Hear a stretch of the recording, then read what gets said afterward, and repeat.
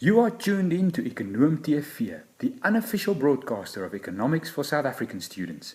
In today's episode, Chapter 1, we ask what is economics and have a look at some key concepts like scarcity, choice and opportunity cost, and show how you can use the production possibilities curve to depict these concepts in a graph.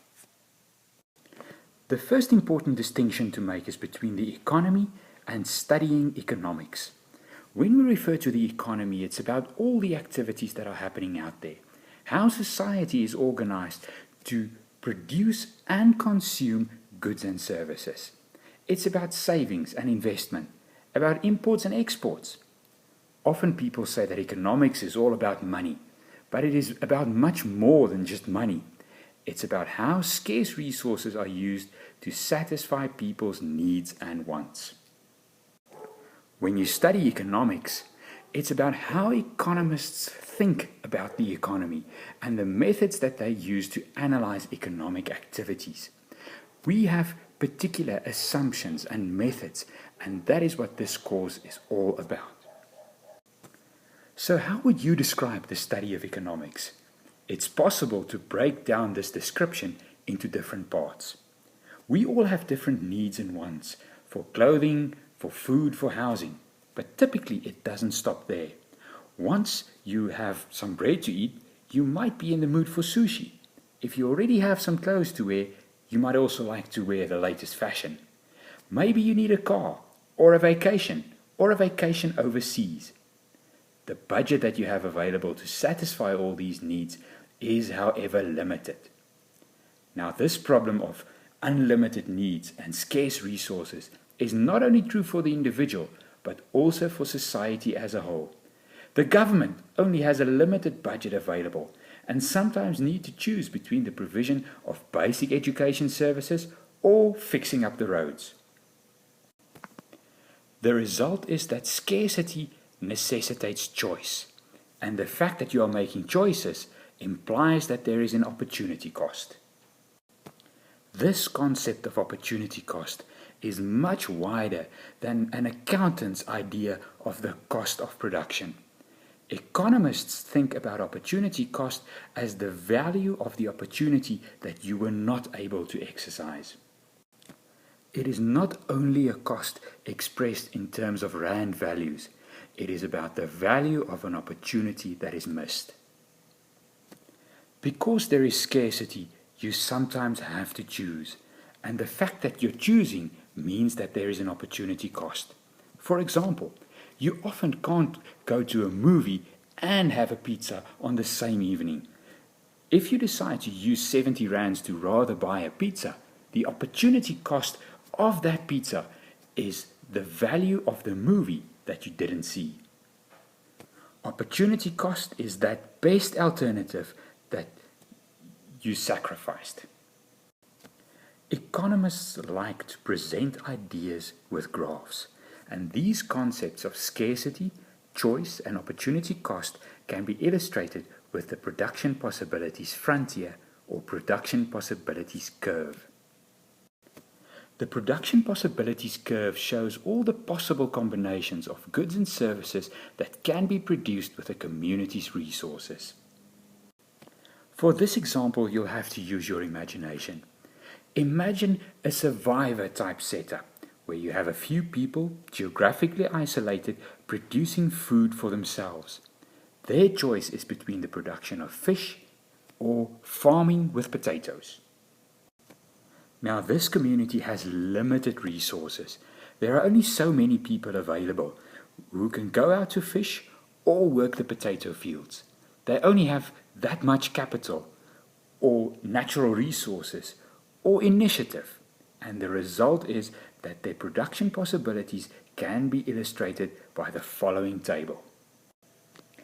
At option A, this community are using no resources for fishing and they aren't catching any fish. 0 baskets of fish are produced. Everybody's working in the potato fields and they can produce 100 kilograms of potatoes per day. If you move down the schedule to, for example, option C, they are now allocating some labor and resources to fishing, and they are able to catch 2 baskets of fish per day. But the fact that resources have moved away from potatoes to fishing means that they now produce fewer potatoes per day. Even further down the schedule, more and more resources are being moved to fishing. At point E, they are able to catch 4 baskets of fish per day, but produce only 40 kgs of potatoes. At option F, everybody's fishing and no one is working the potato fields, and they are producing 0 kilograms of potatoes per day. The ideas of scarcity, choice, and opportunity cost are clearly illustrated. This community has limited resources and need to decide whether they'll be eating more fish or more potatoes. The choice is made at the different options shown in the column on the left. The opportunity cost is clear. In order to be able to eat more fish, fewer kilograms of potatoes are available. The different production options in the table can be illustrated using the production possibilities curve. On the vertical axis, we have the potatoes, and on the horizontal axis, the number of baskets of fish being caught. Option A, for example, where the society chooses to only farm potatoes, 0 fish is produced and 100 kilograms of potato is being produced. That is shown right there on the vertical axis at point A. Option C, for example, shows a combination of 2 baskets of fish and 85 kilograms of potatoes being produced. Points D, E, and F can all be plotted in the same way. At point F, all of the society's resources are being used in fishing, and 0 kilograms of potatoes are being produced. The production possibilities curve is a graphical representation of the levels of the 2 products that society can produce if they are using all of their resources efficiently. The production possibilities curve exists because resources are scarce. It's also possible to use it to illustrate the ideas of choice and opportunity cost. Suppose that this community has to choose. Do they want to produce at option C, where they are consuming 2 baskets of fish and 85 kilograms of potatoes? Or do they want to produce at option D, where they are consuming 3 baskets of fish and 70 kilograms of potatoes? What is the opportunity cost of adding 1 more basket of fish to your consumption bundle? The graph clearly shows it is the reduction in the production of potatoes from 85 kilograms to 70 kilograms. You can say that the cost of 1 more basket of fish moving from C to D is 15 kilograms of potatoes. Any point inside the production possibilities curve reflects inefficiency in production. For example, at this point, it would be possible to go out and catch more fish, or send more workers to the fields and produce more potatoes. Points outside the production possibilities curve show combinations of the goods that cannot be produced with available resources. In this case, it is not possible for the community to produce at point G, where they would have more fish or more potatoes. This can only be achieved with some form of economic growth, which would entail an increase in either one of the inputs into the production process, more labor or more capital, or some form of technological progress. Economics is a social science. We are interested in the behavior of people, and economists would like to explain and predict the economic behavior of people.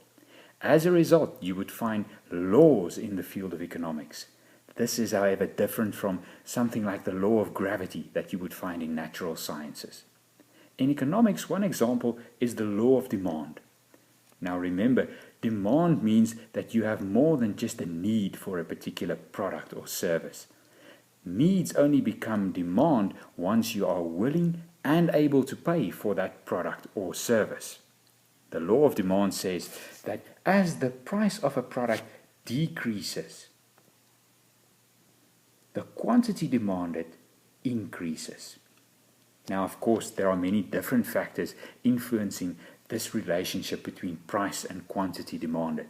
And that is why economists often have to make the ceteris paribus assumption. Now, this means keeping everything else constant.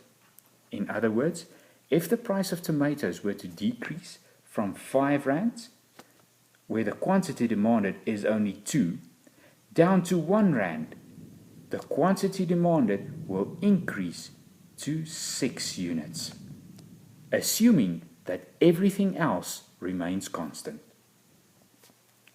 Studying economics can be split into 2 parts, the macro and the micro parts. In macroeconomics, we typically consider the economy as a whole and the big issues like economic growth, unemployment, and inflation. We typically ask, why is economic growth slow? What can we do to alleviate unemployment? Is it better to open up the economy to international trade or to keep it more isolated? On the micro side, we look at the individual participants, consumers, households, and firms, and their behavior. Issues like competition or the working of the labor market are typical microeconomic issues. In this course, we'll be considering both parts. We'll start off with more micro issues and then later also look at the macroeconomy, the role of the government, monetary policy, and international trade. If you enjoyed this episode, have a look at Chapter 1 in Moor en Fourie. There are also some additional resources available on Yefundi, and you can answer the quiz questions. Finally, follow @Econ111 on Twitter.